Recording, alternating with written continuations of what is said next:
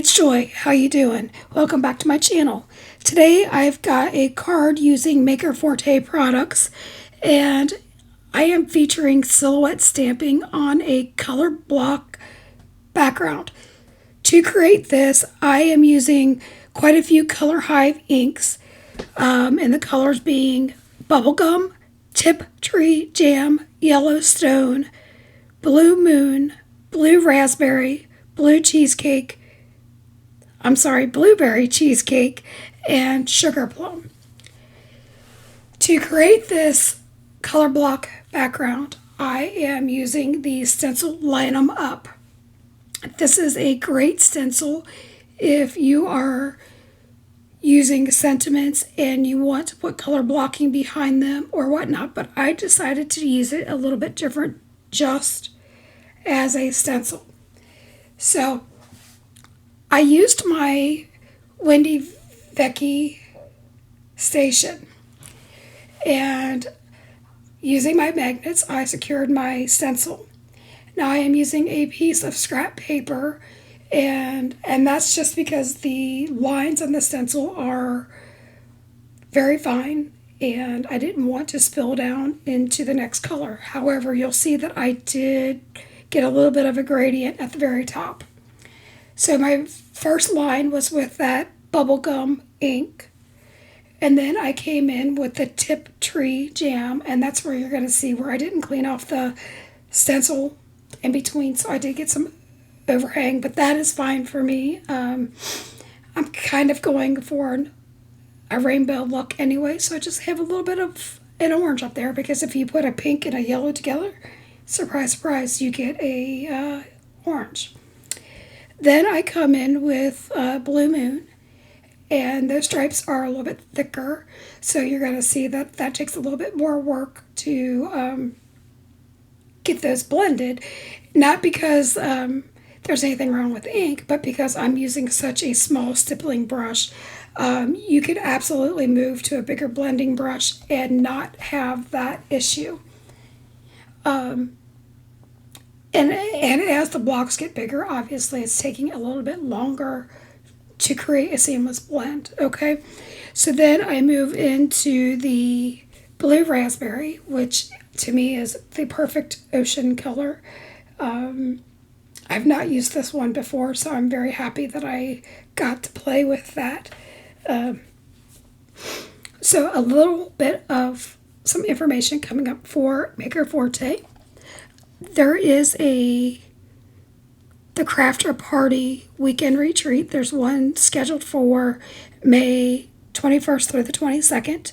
There's also one coming up August 27th through 28th, and I believe that that's a virtual. And on the Hedgehog Hollow channel, you can look up the summer craft party as well. And then, of course, then we've got the Lift Your Spirits coming up on June 1st. Back to my card. That next layer, I am using the blueberry cheesecake, and I think that that is just a beautiful color. I'm so glad that I have that color. It just makes me very happy.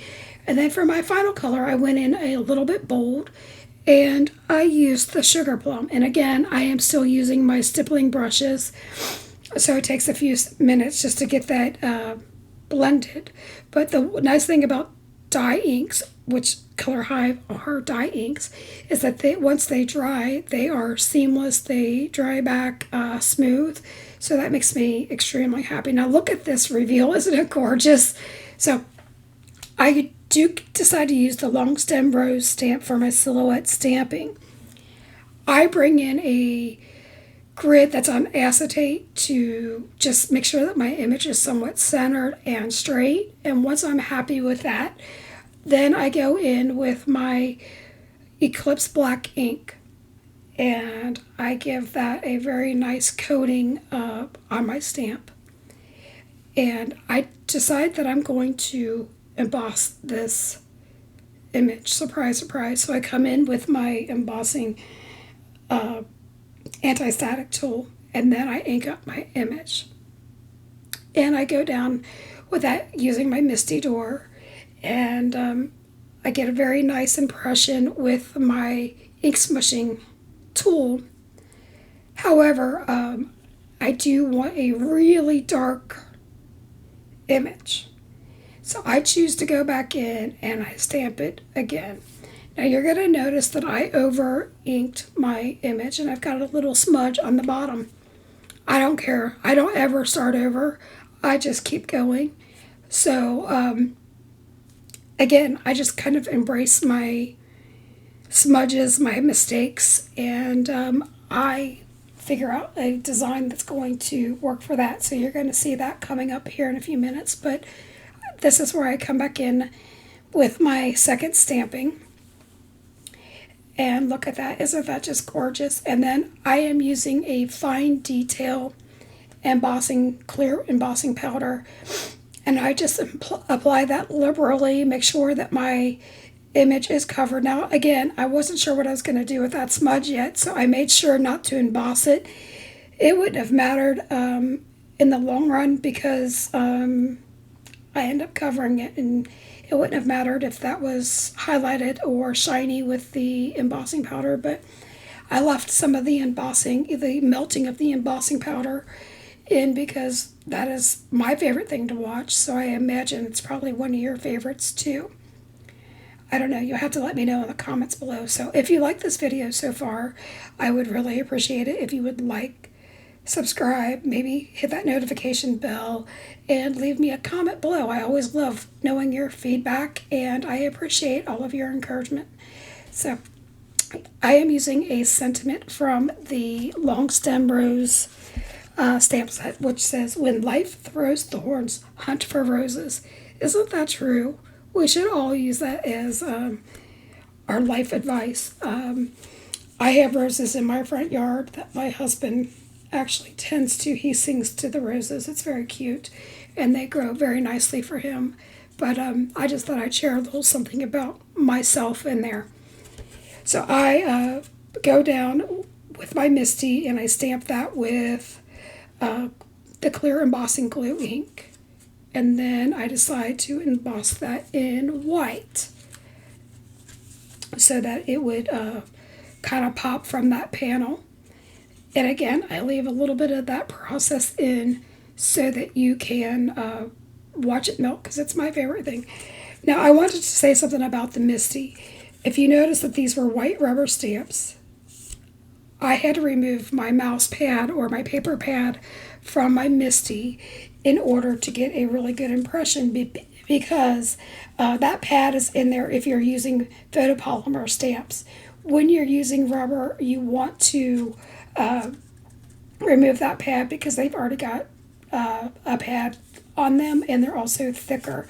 Here you're going to see me using that same piece of scrap paper to make 1/4-inch strips, because that's going to be part of my design on here.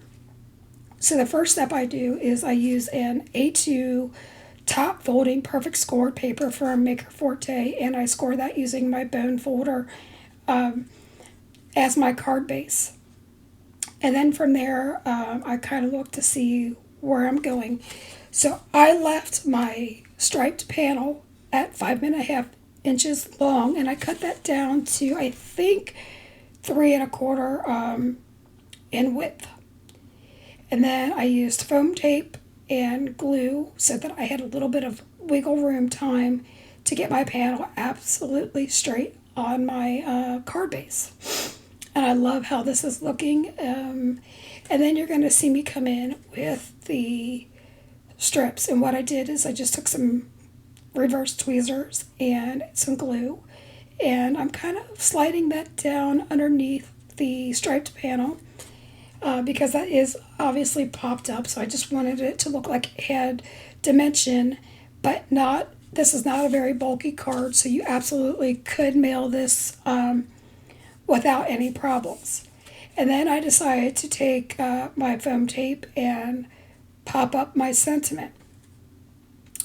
I fooled with this. At first I was going to put that off center, but it was not showing the design of how everything is centered. So then I decided to center that, covering up part of the stem of the rose, but I think that that's still implied that that stem is there, so I have no problem with the way that this looks. In fact, I actually love it here. Now, I did want a little bit more of a design element. So at first I thought, well, I'll just put in some corner brackets with my Jelly Roll white pen. And that wasn't enough. Actually, I think I hate it at this point. So then I decided to draw in some squiggly lines, which is perfect because I can't ever draw a straight line. So I just put in some purposely squiggly lines, and then I doubled them up, so some of the lines would intersect and some of them would be parallel to each other.